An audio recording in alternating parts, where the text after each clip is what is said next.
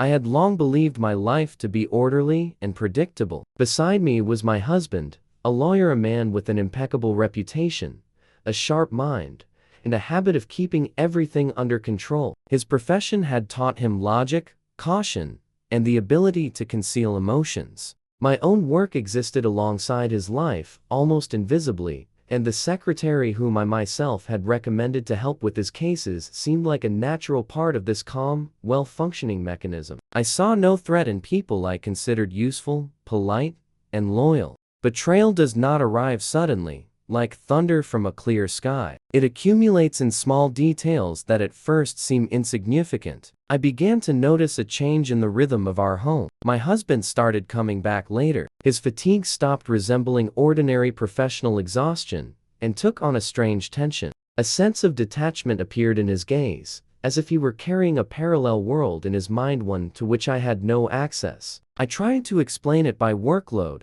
court cases, responsibility. I believed in reasonable explanations because it was easier that way. The secretary, whom I saw almost every day, had changed as well. She became more attentive to details, as if trying to anticipate my husband's desires before they even arose. Her presence grew too confident, too familiar. At the time, I couldn't put this feeling into words, but the air around the two of them grew thicker, filled with unspoken tension. I felt like an outsider in my own life, even though I had no direct evidence. My mind clung to facts, because living with a lawyer had taught me to think in terms of proof. I began noticing small inconsistencies, shifted emphases in his stories about work, sudden needs for urgent meetings, unexplained delays. Each detail alone meant nothing, but together they formed a picture I was afraid to see in full. Fear proved stronger than curiosity, and hope more stubborn than intuition. When the truth began to break through,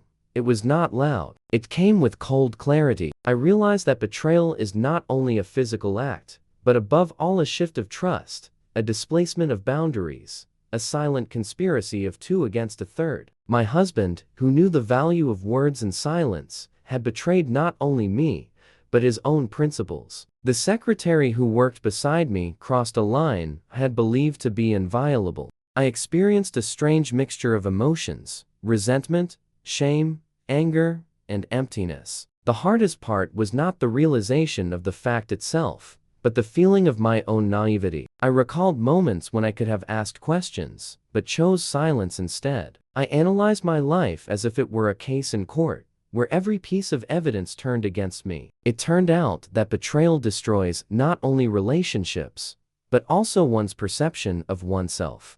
Time after the truth was revealed, stretched on slowly. The home that had once been safe became a reminder of loss. I learned to live with this silence, one without explanations or justifications. I looked at my husband and saw not a professional with flawless logic, but a man who had allowed himself weakness and hid it behind discipline. I looked at the secretary and saw not an assistant, but a shadow that had crossed into my space. Betrayal forced me to change. I stopped trusting automatically and began listening to myself more closely. I understood that healing does not begin with exposure, but with reclaiming one's own boundaries. My path afterward became different, more restrained, more honest, and painful, but real. I no longer tried to justify other people's actions with reasonable explanations. I accepted the fact that even those who know the value of truth can betray it. This story left a scar, but it also taught me to see reality without illusions. I moved forward with the understanding that trust is a choice that must be confirmed every day,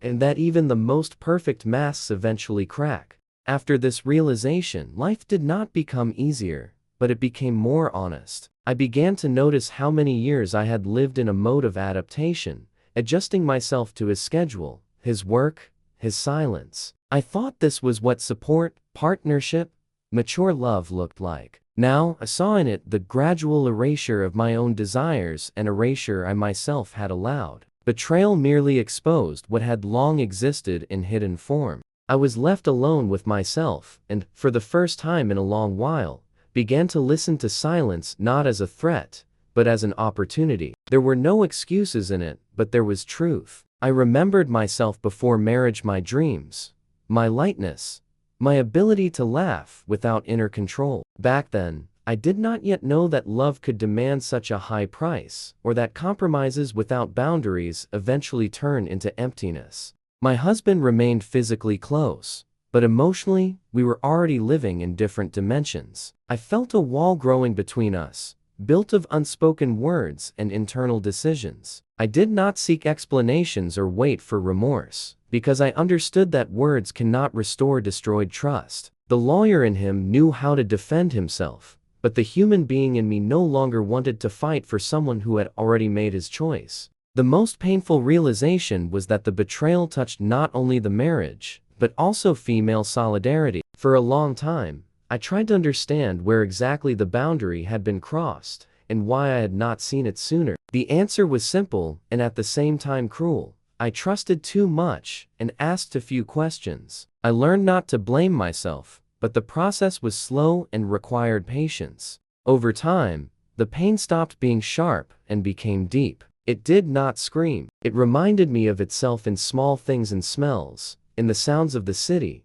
in evenings when I came home earlier than I was used to. But along with the pain came a sense of strength. I realized that I survived not because I was weak, but because I learned to adapt. Now no longer wanted to survive, I wanted to live. I began to build my own space, where my feelings had the right to exist without justification. I allowed myself to be angry, to grieve, to doubt. I stopped playing the role of the reasonable, patient woman who understands everything. I no longer needed to be convenient. This decision became the first step toward inner freedom. The future no longer seemed clear or predictable, but there was an unexpected lightness in that. I did not know what would come next, but I knew exactly what I would no longer accept. Betrayal taught me to value myself not through someone else's choice, but through my own wholeness. And although this path began with pain, it led me to my true self without illusions, but with dignity. Over time, I stopped counting the days from the line after which my life split into before